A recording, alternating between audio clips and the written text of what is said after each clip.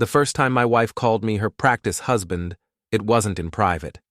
It was under warm pendant lights, in front of a wall of phone cameras, with a DJ humming low like a heartbeat, and champagne flutes catching the light. Her new restaurant, her dream, her legacy, her proof she'd outgrown the man who paid the bills, had opened its doors, and the whole city seemed hungry to watch her win. I stood near the host stand, half in the crowd and half out of it, holding my hands the way I always did when I didn't know what to do with them. Fingers laced, thumbs rubbing together. I'd worn the suit she liked.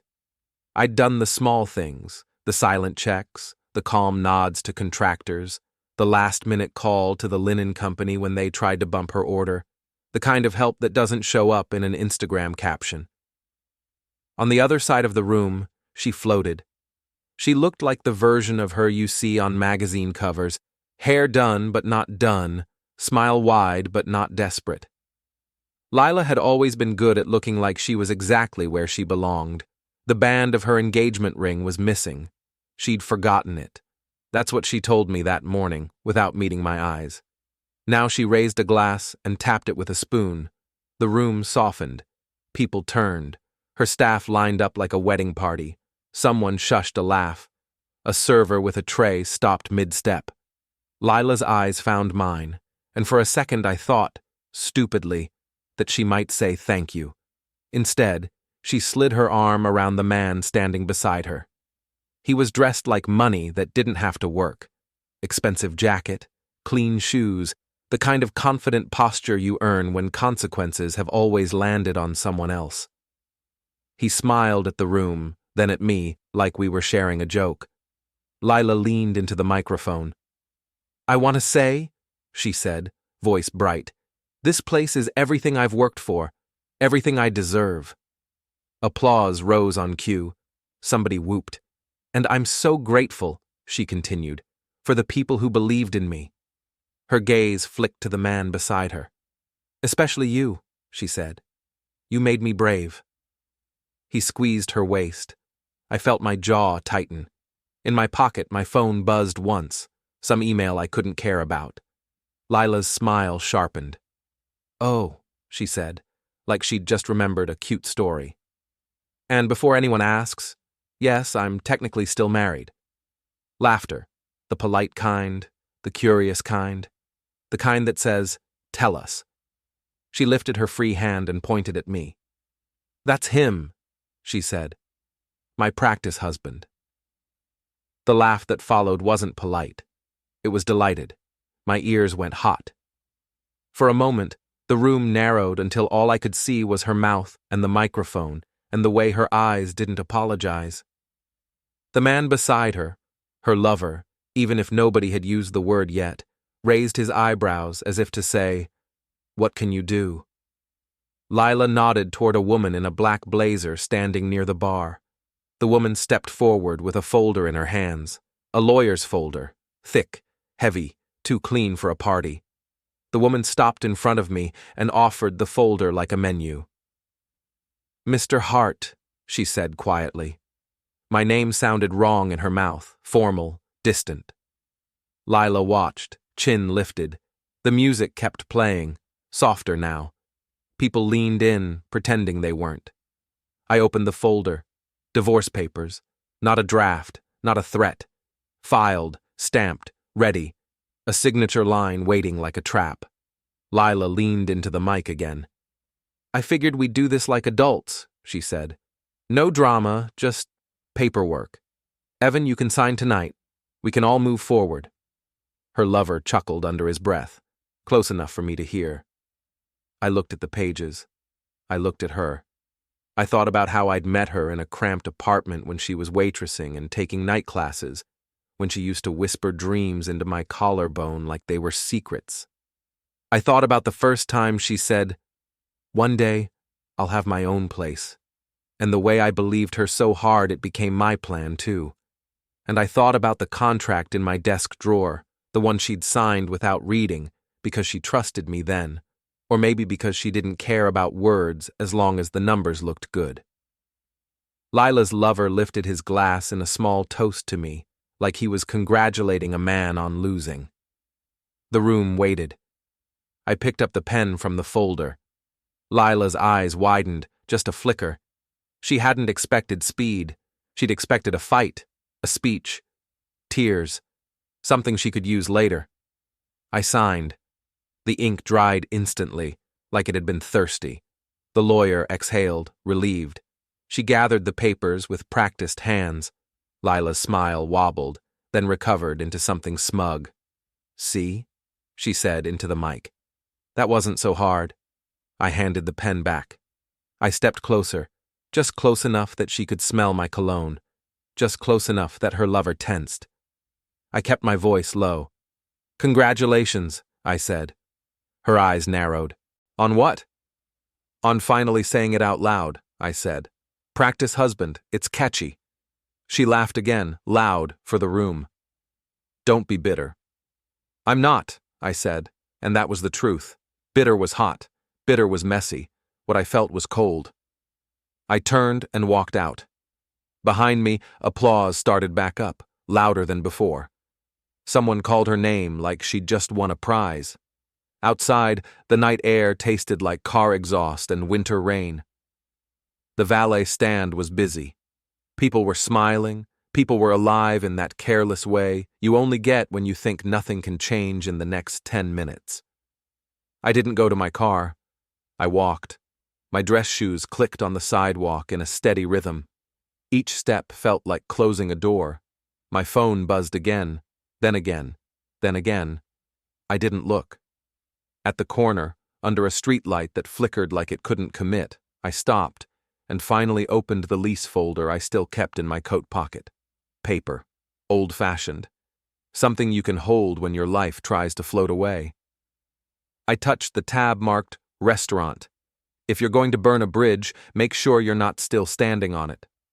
A block behind me, the restaurant windows glowed like a stage. And on that stage, my wife was laughing. "You won't do anything," I heard her say in my head, like a dare. I started dialing. There's a kind of silence that isn't peaceful. It's the pause before impact. I left the restaurant and kept moving until my anger stopped looking for a target. When I finally checked my phone under a dripping awning, the screen told the truth for her. 42 missed calls. I took out my phone. 42 missed calls. All from Lila. A text preview lit up. "Evan, pick up. Please." I stared at it the way you stare at a wound you can't decide to cover. Then I opened my contacts and tapped a name I'd saved years ago for emergencies. Dana Holt.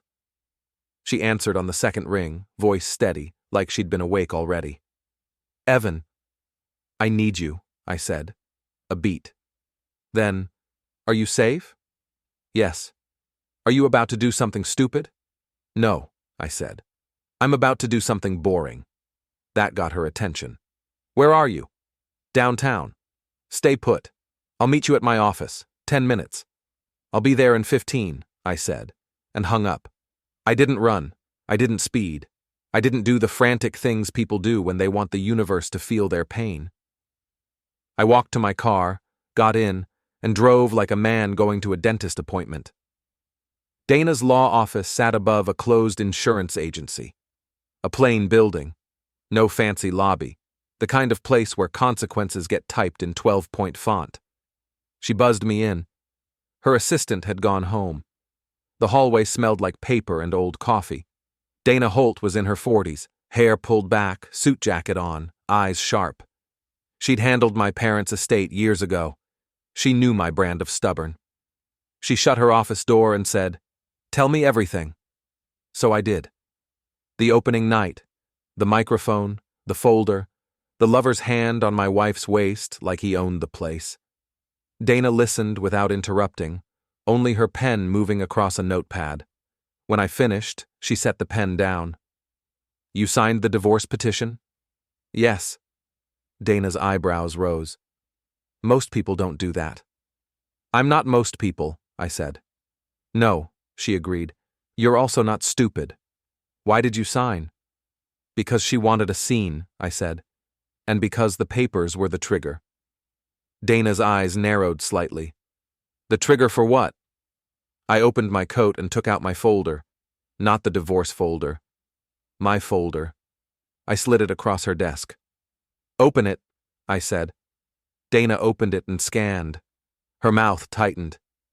You did this 2 years ago. I did, I said. You were planning a restaurant?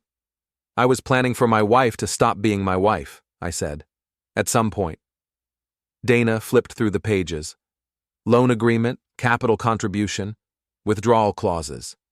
She didn't read any of it, I said. Dana looked up. Did she sign in front of a notary? Yes.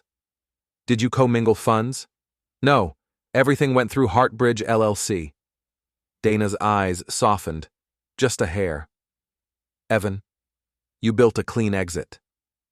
I built what she asked me to build, I said. She said she wanted her own place, so I gave her a place and a contract. Dana leaned back. What do you want to do tonight? I opened my phone and pulled up the bank app. The restaurant operating account sat there like a sleeping animal, a big number.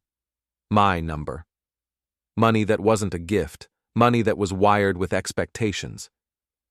I want my money back, I said, and I want the equipment lease canceled, and I want the trademark hold enforced.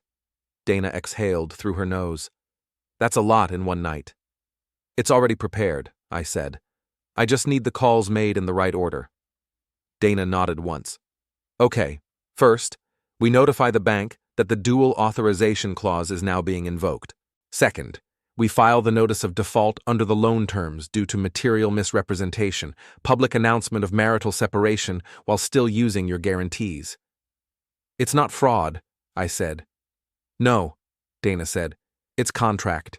It's boring, and it's finished. I felt something inside me shift at that word. It didn't mean violence. It meant lights went out. Dana started making calls. She put her phone on speaker. Hi, this is Dana Holt. I'm counsel for Heartbridge LLC. I need to speak to your commercial banking officer. Yes, now. While she waited, my phone kept buzzing. 48 missed calls, 50, 57. A voicemail popped up from Lila. I didn't listen.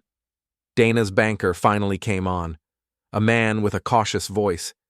Dana explained the dual authorization setup, the signatory requirements, the personal guarantees. I'm invoking the clause, she said. Effective immediately. No disbursements without written consent from my client. The banker hesitated, then said, Understood. Dana ended the call and looked at me. That freezes their ability to pay vendors tonight. I know, I said. She made the next call, to the leasing company that owned the ovens, the refrigeration units, the POS terminals. I'm informing you of the termination under the master lease, Dana said. Pickup can be arranged. Yes, tonight, if you can. By the third call, my phone had become a living thing in my hand. 68 missed calls. A new text. What did you do? Please. I looked at Dana. When do the consequences show up? Dana checked her watch. They're already showing up. POS goes down when the merchant account flags dual authorization. Vendors call when payments don't clear. Staff gets nervous when payroll can't be confirmed. Outside her window, the city lights blinked. Cars moved. People went on with their lives. Somewhere across town, my wife was still smiling for pictures, not realizing the floor under her restaurant was turning to water. My phone buzzed again. 79 missed calls. I finally opened one voicemail. Lila's voice came through. Too high, too fast. Evan, stop whatever you're doing. It's opening night. You can't. This is my life. Her lover's voice cut in the background. Give me the phone. Then a click. Ended. I set my phone down on Dana's desk. Dana watched me. Are you okay? I thought about the room laughing, about practice husband landing like a label stuck to my forehead. I'm fine, I said, but they're not going to be. Dana nodded once. Good, because once this starts, you don't get to pretend you didn't mean it. My phone lit up again. 87 missed calls, and still, she had no idea what I'd already done. The next morning, the sky was the color of dishwater.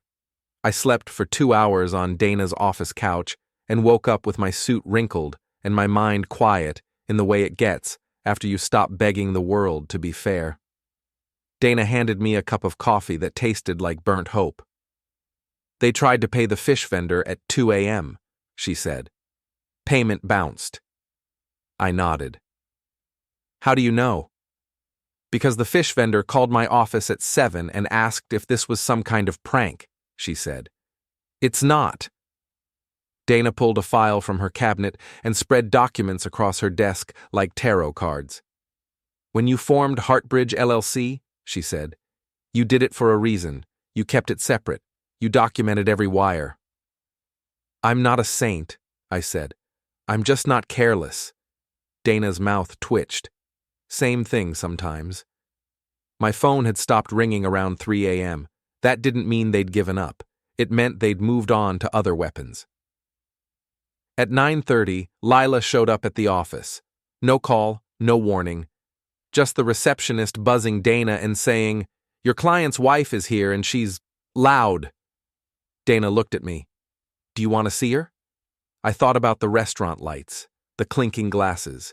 The way she'd smiled like cutting me was a party trick. Yes, I said. Dana led her into the conference room. I stayed seated at the table, hands folded, calm like a man waiting for a verdict. Lila burst in first, still beautiful, still sharp. But the perfection had cracks, mascara smudged at one corner, hair pulled back in a rushed knot, phone clutched like a weapon. Behind her, the lawyer from last night hovered, expression strained. Lila ignored Dana. She pointed at me. What did you do? Good morning, I said. Don't, she snapped. Don't do that calm thing. I have vendors screaming at me. My manager says the POS is down. The liquor delivery won't release our order. We have a brunch service in 2 hours.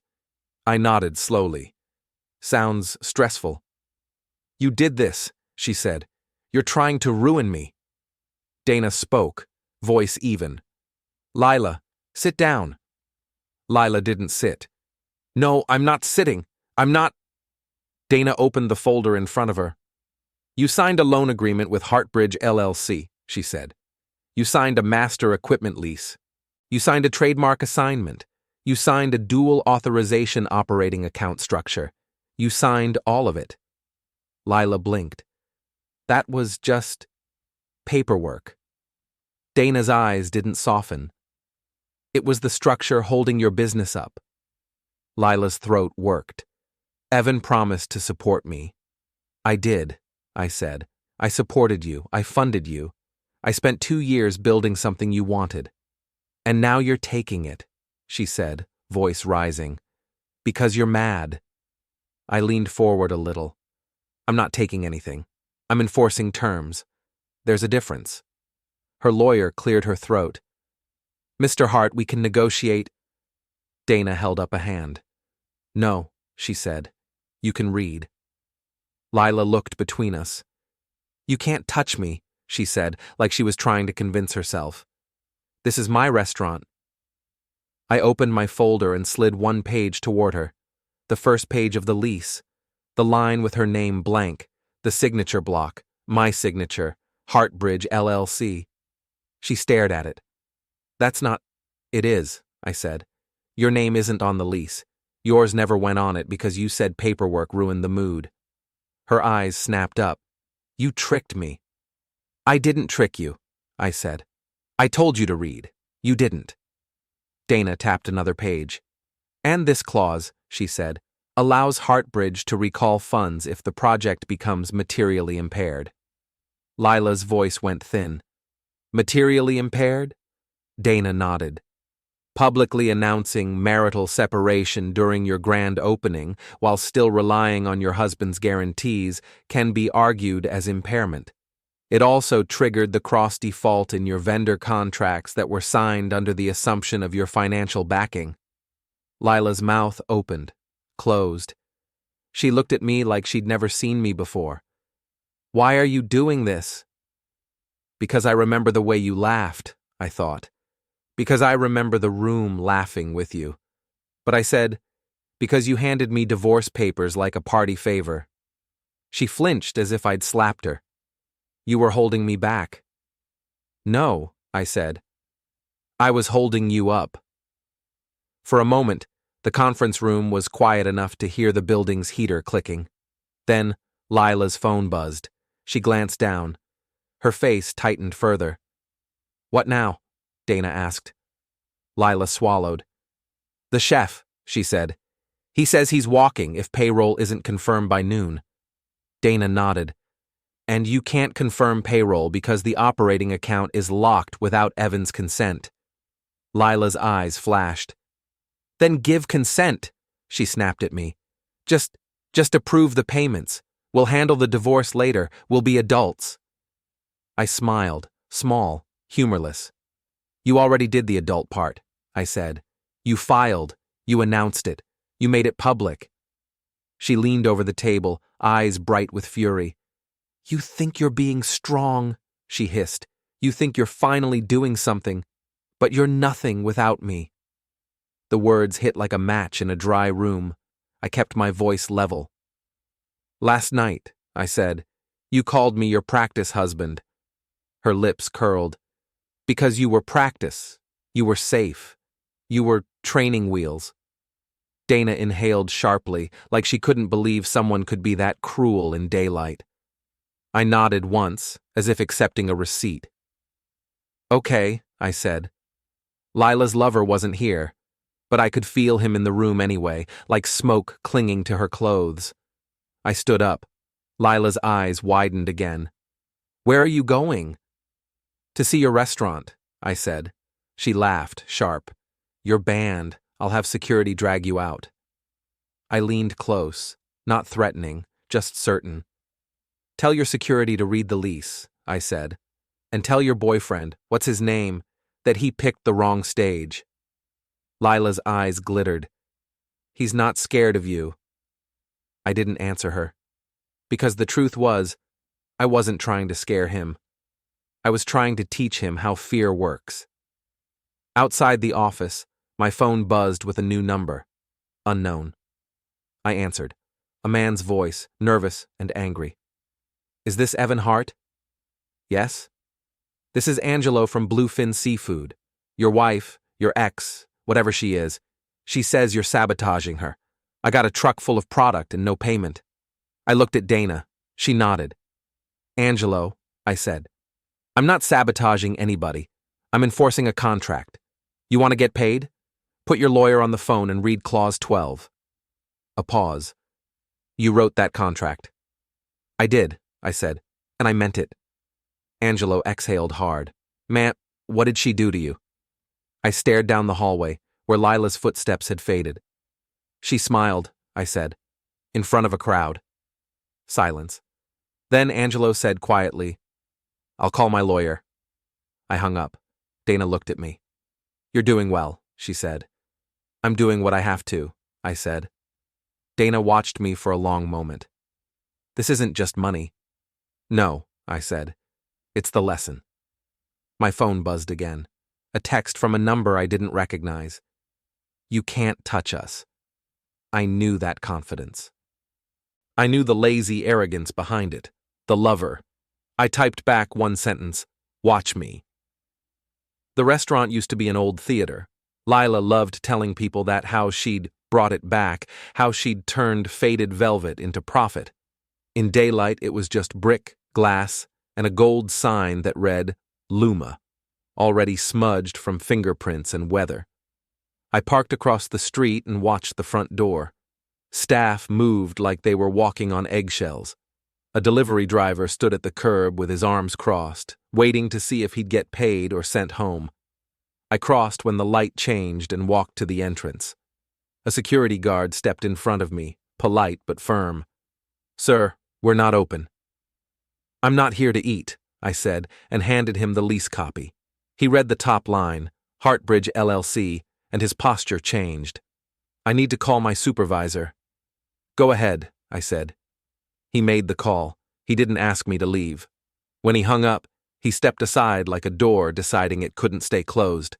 Inside, the dining room looked tired already. Table set, no music, No smiles. Near the bar, the manager argued with a POS technician. "It's flagged," the technician said. "Dual authorization. Merchant account won't clear." The manager saw me and went pale. "Mr. Hart, where's Lila?" I asked. He nodded toward the back hallway. "Office." I walked down the narrow hall and stopped at her office door, which was cracked open. I heard her voice sharp and fast. I heard a man's voice answering, low and confident. Then I pushed the door open. Lila stood behind the desk with her phone in her hand, eyes raw from no sleep. On the chair across from her sat Grant, the man from last night, jacket perfect, watch shining, like chaos couldn't touch him. He stood quickly when he saw me. "You can't be here," he said. Lila's face twisted. "How did you get in?" "I walked," I said. "Read the lease." She scoffed, but it was thin. "Stop playing lawyer." "I'm not playing," I said, and set a paper on the desk. "Notice of termination. Equipment pickup starts at 2. Grant's smile came back, forced. "That's not how it works. Investors don't just—" "I'm not an investor," I said. "I'm a lessor and a creditor, and the person whose guarantee kept your lights on." Lila's phone buzzed and she snapped it up. A voice screamed through the speaker. "Cards aren't going through." Lila flinched and ended the call like she could shut the world up. "Fix it," she hissed at me. "It's not a fix," I said. "It's a switch. You flipped it last night."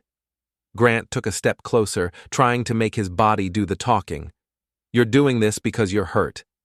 "I'm doing this because you were smiling," I said. "Both of you." Lila's jaw trembled. "You're ruining my life." "You held it up with my name," I said. "Then you dragged my name across the floor." Grant glanced at Lila. "Why didn't you tell me the account was structured like this?" he snapped. "Because it didn't matter," she shot back. "He wouldn't—" I cut in. "Wouldn't what? Do anything?" Lila's eyes flashed. The memory of the microphone was still sitting behind them, like a blade. Grant tried again, voice lower. "What do you want?" I didn't answer with a rant. I answered with proof. I held up my phone and showed him a photo, Lila and Grant kissing in this same office taken from the hallway, time-stamped. No hacking, no spying. Just a hallway I had the right to be in, and a door they left open. Grant's face drained. Lila grabbed for my phone. "Give me that." I stepped back. "Don't," I said. Grant swallowed, voice cracking. "You can't use that." "I can," I said. "In divorce, in negotiations, in any room where reputations matter." For the first time, Grant looked like a man who understood he wasn't immune. He wasn't brave. He was insured. He backed up half a step. I left the office without another word.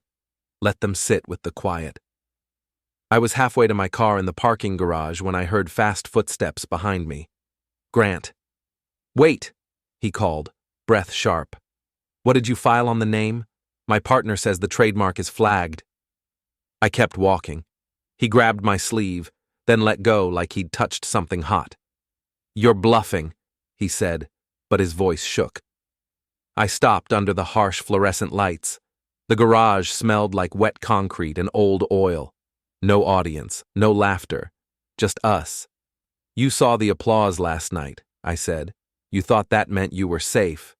He swallowed. "If you touch me." "I'm not touching you," I said. "I'm touching what you stand on." His phone rang. Lila. He answered, trying to sound in control. "Yeah, babe, I stepped in front of the exit ramp. Not a threat. A fact. Grant's eyes widened. His breathing sped up. On the phone, Lila's voice shrieked, "Where are you? Come back!" Grant tried to push past.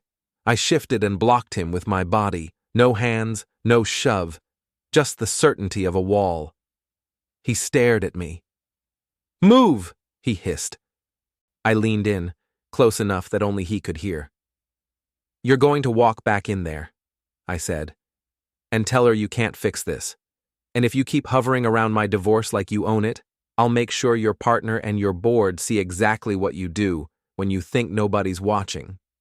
His eyes shined with fear. "You wouldn't," he whispered. I smiled, small. "You thought I was practice," I said. "You don't know what finals look like." I stepped aside. Grant rushed past me like he was escaping a fire. I watched him go, then unlocked my car and sat behind the wheel without starting it. My phone buzzed. A text from Lila. "Come back. We need to talk. Now." I put the phone face down and drove away. By noon, everyone with a phone knew Luma was in trouble. A cash-only sign hit social media, and the comments arrived like flies. Lila texted me 17 times, then she started leaving voicemails. Her voice went from rage to pleading and back again like a pendulum. At 2 p.m., my phone buzzed with a call from the leasing company. "We're on site," the dispatcher said. "They're refusing entry." "Put the supervisor on," I said. A man came on, tired. "Mr. Hart, your wife's staff is threatening to call the police." "They can," I said. "I have the lease. You have the equipment. They can call whoever they want." The supervisor sighed. "We're starting with the POS terminals and the refrigeration. It'll shut them down." "Do it," I said. I sat in my car outside Dana's office, watching rain bead on the windshield like tiny eyes. Dana got in the passenger seat with a file box on her lap. "You're sure?" she asked. I didn't answer right away. I watched a couple hurry across the street under a shared umbrella. They were laughing, careless, intact. "I'm sure," I said. Dana nodded. "Okay, next step is the notice to vendors. They'll hear from you anyway." "I don't want to talk to them," I said. "You don't have to," Dana said. "Contracts talk." We drove to the restaurant. We didn't go inside. We didn't need to. From across the street, we watched chaos move like an animal. A truck backed up to the loading bay. Men in uniforms carried equipment out. Staff stood watching, arms crossed, faces tight. A chef paced, smoking in the rain. Lila stormed out the front door in heels, no umbrella, hair plastering to her head. She looked across the street and saw my car. Her face twisted. She ran. Dana tensed beside me. "Lock the doors," she said. I didn't. I watched. Lila reached my window and slapped the glass with her palm. "Open it!" she yelled. Dana rolled the window down an inch. "Lila," she said calmly, "this isn't helping." Lila's eyes snapped to Dana. "You're doing this," she spat. "You're poisoning him." Dana's voice stayed even. "I'm enforcing his contracts, the ones you signed." Lila leaned closer to the crack in the window, rain dripping from her chin. "Evan," she said, voice breaking, "please, this is my staff, my life. You're humiliating me." I looked at her. She was soaked, mascara running now, mouth trembling. If she'd looked like that last night, I might have softened. I might have remembered the old version of her. But all I could see was her smiling into a microphone, calling me practice. "You did the humiliation part," I said. "I'm just making it accurate." Her breath hitched. "I didn't mean—" "You meant it," I said. "You just didn't think it would cost you." She grabbed the door handle and yanked. Locked, she shook it, wild. "Open the door!" she screamed. People started watching. Staff, passers-by. The leasing men paused mid-carry. Dana leaned toward the crack. "Lila," she said, "step back. You're creating a scene." Lila laughed, manic. "A scene?" she said. "He ruined my opening. Your opening?" I cut in. "You opened with divorce papers." Her face froze. For a second, I saw it. The realization like a crack in glass. She'd been so focused on winning that she'd forgotten what she'd actually done. She swallowed. "You're going to be sorry," she whispered. I nodded. "Maybe," I said. "But not today." Dana rolled the window up. Lila pounded the glass again. We drove away. An hour later, my phone buzzed with a call from a number I recognized. The restaurant's general manager, the thin man with the clipboard. "Mr. Hart," he said, voice shaking, "we can't operate. The refrigeration is gone. The POS is gone. I know, I said. Ms. Avery is saying you're sabotaging her, he said. She's telling staff not to speak to you. I'm not asking them to speak, I said. I'm asking them to find new jobs. He went quiet. Listen, I said softer. You didn't do this. She did. Protect yourself. His voice cracked. We have families. I know, I said. That's why I'm not playing games. He exhaled.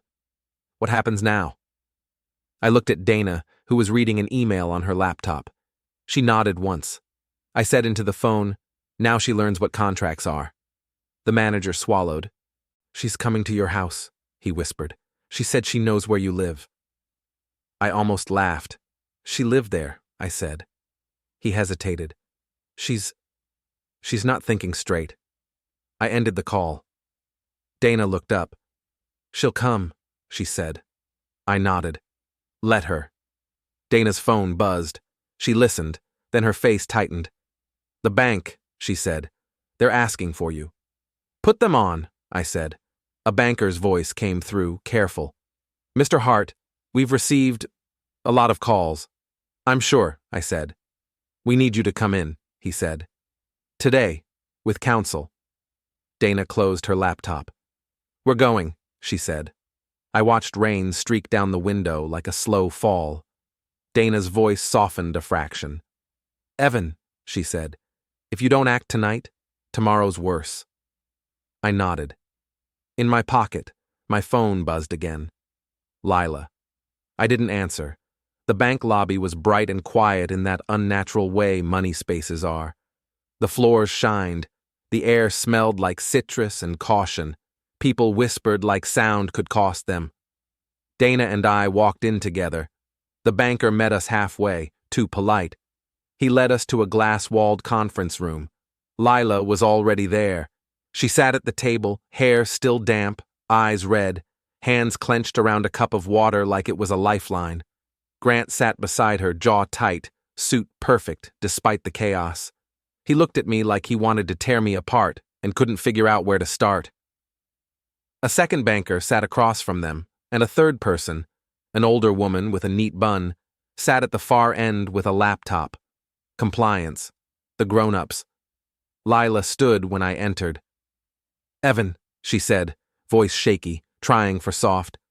Thank God. Dana sat beside me, calm as stone. The banker cleared his throat. Mr. Hart, he said, we need clarity on the operating account. I can clarify, I said. Lila leaned toward me. We can fix this, she whispered. Just sign what they need. No, I said. Her eyes widened, panic flooding back. No? Evan, please, it's what you wanted, I said. A clean break. No drama. Just paperwork. Grant's hands curled into fists under the table. The compliance woman spoke, voice flat. Mr. Hart, your company is listed as a controlling party on the account. Dual authorization requires your approval for disbursements above a certain threshold. That's correct, I said.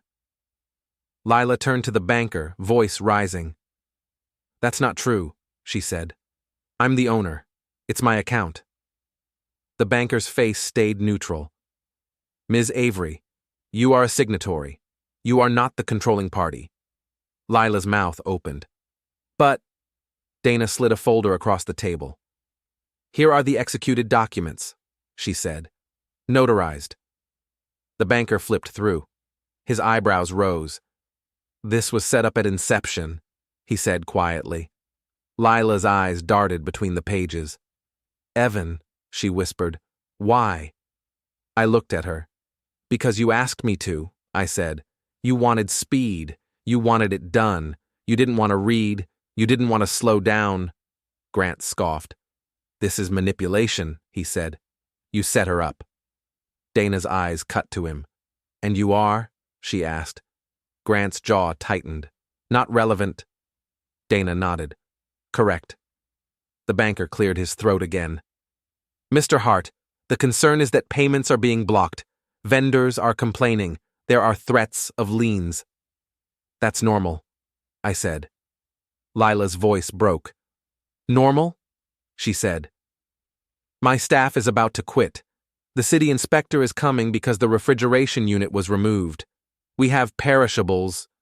You shouldn't have bought perishables without confirmed liquidity, Dana said. Lila stared at her like she was a monster. Dana wasn't a monster. She was what happens when feelings stop being the currency. The compliance woman typed something, then looked up. Miss Avery, she said, there's another issue. Lila turned, desperate. What now? The woman's voice stayed flat. Your merchant account is tied to a personal guarantee. That guarantee was provided by Mr. Hart. He has formally withdrawn it, effective immediately. Lila's face drained. He can't withdraw. He can, the banker said quietly. It's his guarantee. Grant's eyes flicked to Lila. You told me your finances were separate, he said, voice low. Lila snapped. They are. Grant's mouth tightened. Are they? Dana leaned toward the banker. We are prepared to discuss a structured wind-down, she said. But my client's position is that Hartbridge will not continue funding operations under these circumstances. Lila slammed her palms on the table. This is revenge, she shouted. Heads turned outside the glass walls. A teller glanced over, eyes wide. Dana's voice stayed steady. This is enforcement. Lila's breath came fast. You're punishing me because I moved on, she said, voice trembling. Because I found someone who appreciates me. Grant flinched at the word appreciates, like it was a lie he didn't want to hear out loud. I stared at Lila. You didn't move on, I said. You moved behind my back and then called me practice in public. Her eyes flashed with tears. I was angry, she whispered. I wanted to hurt you. I nodded. You succeeded, I said. Now it's my turn to finish what you started. Grant leaned forward, voice sharp. You think you're some kind of mastermind, he said, but you're just a bitter guy with paperwork. I looked at him. And you're just a guy with somebody else's wife, I said. Which one of us should be worried? Grant's face darkened. The banker lifted a hand, trying to regain control. We need a plan, he said, because if payroll can't be met, if vendors file liens, the restaurant may not be able to operate. Lila whispered, please, to me. I'll do anything. Dana watched my face. She knew this moment mattered. I looked at Lila. I thought about her saying no drama, then handing me papers like confetti. I said, sign the assignment, and nodded to Dana. Dana slid another document across the table. Lila frowned. What is that? Dana's voice was calm. An assignment of your leasehold improvements to Hartbridge, LLC. It allows you to walk away from personal exposure. It also allows my client to take possession of fixtures he paid for. Lila's hands shook. So you're taking my restaurant. I'm taking what I paid for, I said. Grant leaned in, whispering to Lila, don't sign. Lila looked at him, eyes desperate. Then what? She hissed. You fix it. Grant's mouth opened, closed. He had no fix. That's when it hit her, not the money, not the equipment, not the bank. The fact that the man beside her was a decoration, too. Her shoulders slumped. She picked up the pen, and then she stopped. Her eyes snapped up to me. This is because of the divorce, she said, sudden clarity. Signing it, doing it fast, made it worse. Dana nodded. Your lawyer assumed you'd have a contested divorce, she said. A longer process. Time to rearrange financing. Your public service announcement accelerated everything. Lila's lips parted. So if he hadn't signed, Dana said, you'd still be married on paper, and you'd still be able to argue reliance. But he signed, cleanly, which made the contracts clean too. Lila stared at me like I'd pulled a trapdoor. I didn't gloat. I didn't smile. I just watched her understand. Her hand shook as she signed. The banker exhaled like a man watching a building collapse in slow motion. Grant's face twisted. "You're insane," he said to me. I met his eyes. "No," I said. "I'm awake."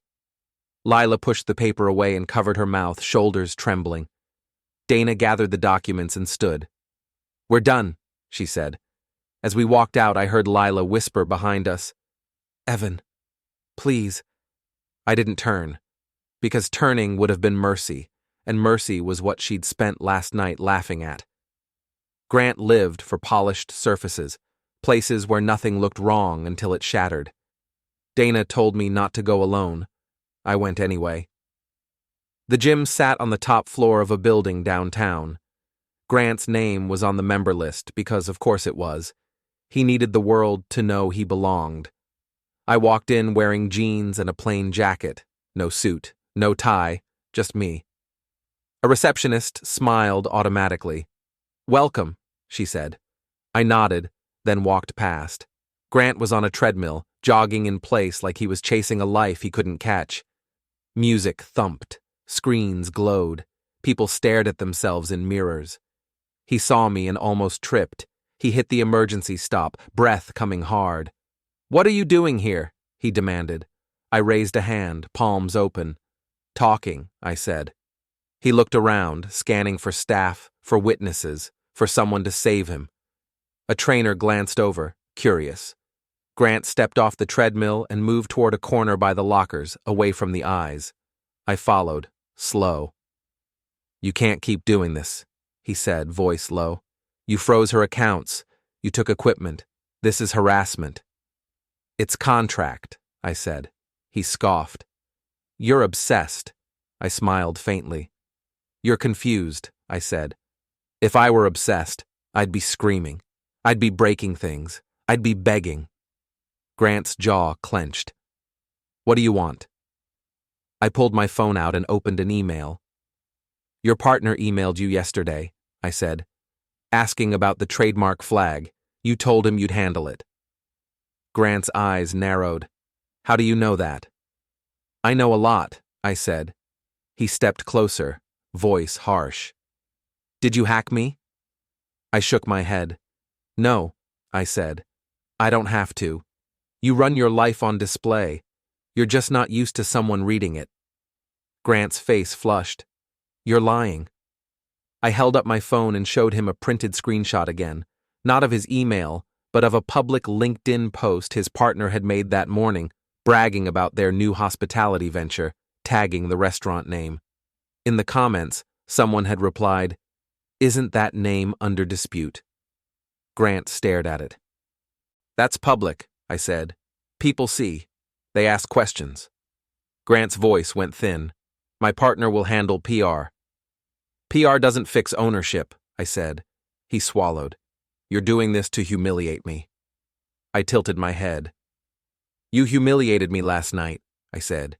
"You stood next to my wife and smiled while she called me practice." Grant's eyes flashed. "She was joking." "No," I said. "She was rewriting history, and you were enjoying it."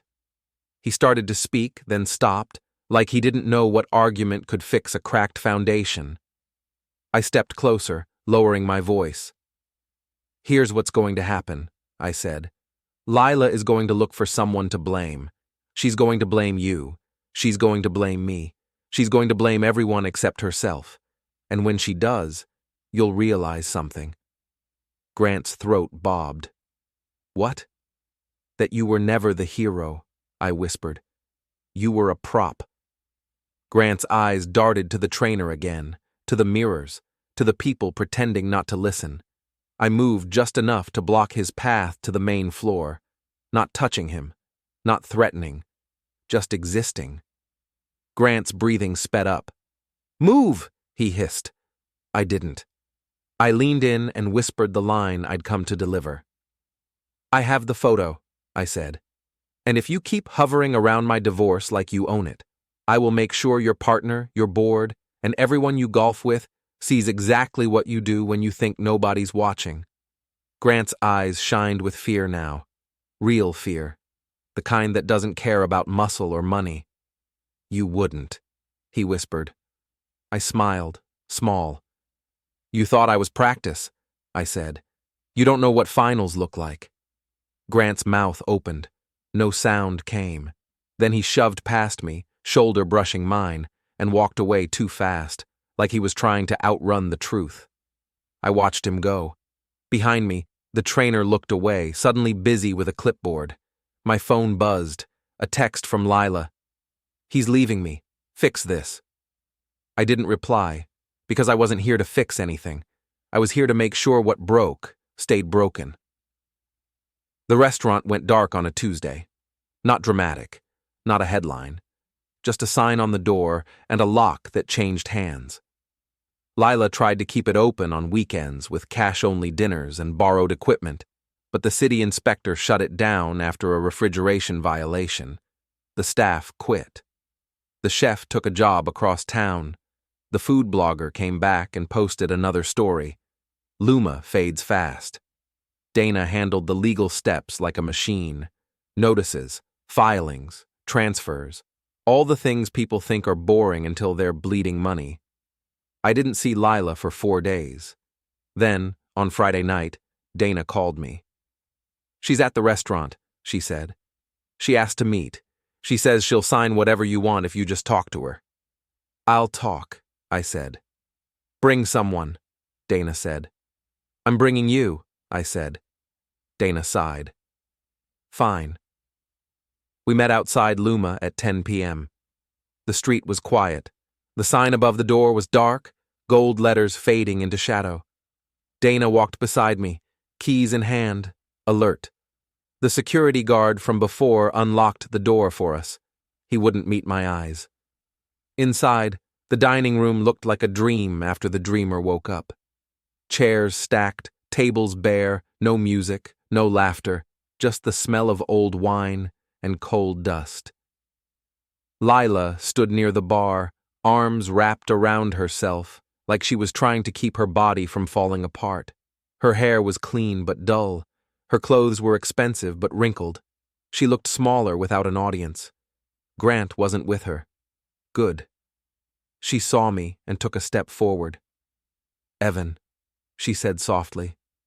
Dana stayed near the door, arms folded, watching. Lila's eyes filled. I'm sorry, she said. I waited. She swallowed. I shouldn't have... Her voice cracked. I shouldn't have done it like that, in front of people. I was angry. I wanted to feel powerful. I nodded once. You did, I said. She flinched. And now I'm not, she whispered. Silence stretched. Lila took another step. I didn't think you could do anything, she said. You were always calm. You let things go. I didn't let things go, I said. I stored them. Her eyes searched my face. Is this really who you are? She asked, voice small. This cold person? I thought about the version of me from years ago, the man who would have apologized for her cheating if it meant she'd stop yelling. The man who thought love was endurance. I'm the person you trained, I said. She shook her head. I didn't train you. You did, I said. Every time you said I was lucky to have you. Every time you made me feel like your dreams were my debt. Lila's mouth trembled. Grant was a mistake, she whispered. I almost laughed. Grant was a choice, I said. A repeated one. She looked down, ashamed. He's gone, she said. He said this was too much. He said I'm unstable. I nodded. He's right, I said. She flinched again, like I'd struck her with a word. I can fix it, she said quickly. I can go on a podcast. I can tell people we... No, I said. Her eyes widened. No? No, I said again. There's nothing to fix. She stepped closer, desperation pouring out. Then what do you want? I looked around the empty restaurant, the place I'd funded, the dream I'd built, the stage she'd used to humiliate me. I want you to understand, I said. She blinked. Understand what? That you don't get to rewrite the story, I said. You don't get to call me Practice, and then demand I keep paying for your finals. Her breath hitched. I was joking, she whispered again. I shook my head. No, I said. You were revealing. Lila's shoulders sagged. So what now? She asked. Dana stepped forward and placed a folder on the bar. Sign these, she said. It finalizes the asset transfer. It releases you from personal liability for certain vendor claims. It also includes a non-disparagement clause. Lila stared at the folder like it was poison. If I sign, she said, what do I have left? I answered before Dana could. Your name, I said, if you stop lighting it on fire. Her eyes filled again. And you? She whispered. What do you have left? I thought about the quiet apartment I'd rented 2 weeks ago as a contingency, the one she didn't know about. I thought about the bank account she couldn't reach. I thought about sleep. I have peace, I said. She choked on a sob. I loved you, she said. I believed that she believed it. But belief isn't proof. Dana tapped the folder. Sign, she said. Lila's hands shook as she opened it. She scanned, lips moving silently. The words were heavy now that they weren't decorations. At the bottom of the first page, she froze. What is this? She whispered. Dana's voice was flat. An assignment of the restaurant name and all associated branding to Heartbridge LLC. Lila's head snapped up. No, she said. That's mine. I leaned on the bar, close but not cruel. It was yours, I said, until you signed it away from my money. Her voice rose, cracking. You can't take my name. I'm not taking your name, I said. I'm taking the sign you put it on. She shook her head violently. You're ruining me. I stared at her. You ruined you, I said. I'm just making sure you don't take me down with you. Her eyes flashed with rage again, sudden. You think you're better than me? She spat. You think you're some righteous victim? I smiled faintly. No, I said. I think I'm the consequence. Leela's breath came fast. She looked around like she expected the room to help her. The empty tables offered nothing. Dana said, If you don't sign, the vendor claims will come after you personally. Your personal account is already under review. Your credit will collapse. You could be tied up in lawsuits for years. Lila stared at the pen. You'd do that to me? She whispered to me. I didn't answer, because the answer had already been delivered. Her hand trembled as she signed the first page, then the second, then the third. Each signature sounded loud in the quiet room. When she finished, she dropped the pen like it burned. Dana gathered the pages, satisfied. We're done, she said. Lila looked at me one last time. Was it worth it? She asked, voice hollow. I thought about the laughter, about the microphone, about my name being turned into a joke. I said, Ask me that on opening night next year. Her eyes narrowed. Next year? She whispered. I reached into my jacket and pulled out a folded flyer. Dana had helped me print it that afternoon. A simple announcement. Coming soon. The Lumen Room. A new experience by Heartbridge Hospitality. Same location, same kitchen, same permits, new name, new management. And in small letters at the bottom, founding chef, Mario Santos, the chef she'd lost, the chef I'd offered a contract to the day after she called me Practice. Lila stared at the flyer, understanding rolling over her like cold water. You planned this, she whispered. I nodded once. Not last night, I said. Before. Her mouth opened. When? When you stopped being my wife, I said. Her eyes filled with something that looked like terror and awe mixed together. So, the restaurant was never yours without me, I said. And now it's not yours at all. Dana opened the door behind us. Lila's voice cracked into a scream. You can't do this! I looked back at her, framed by the dark dining room, the ghost of applause still hanging in the air. I already did, I said. I stepped out into the night. The cold hit my lungs clean and sharp. Behind me, Lila's phone buzzed, everyone calling to collect. I didn't listen. I walked away while the sign above the door stayed dark. And for the first time in a long time, the silence felt like mine.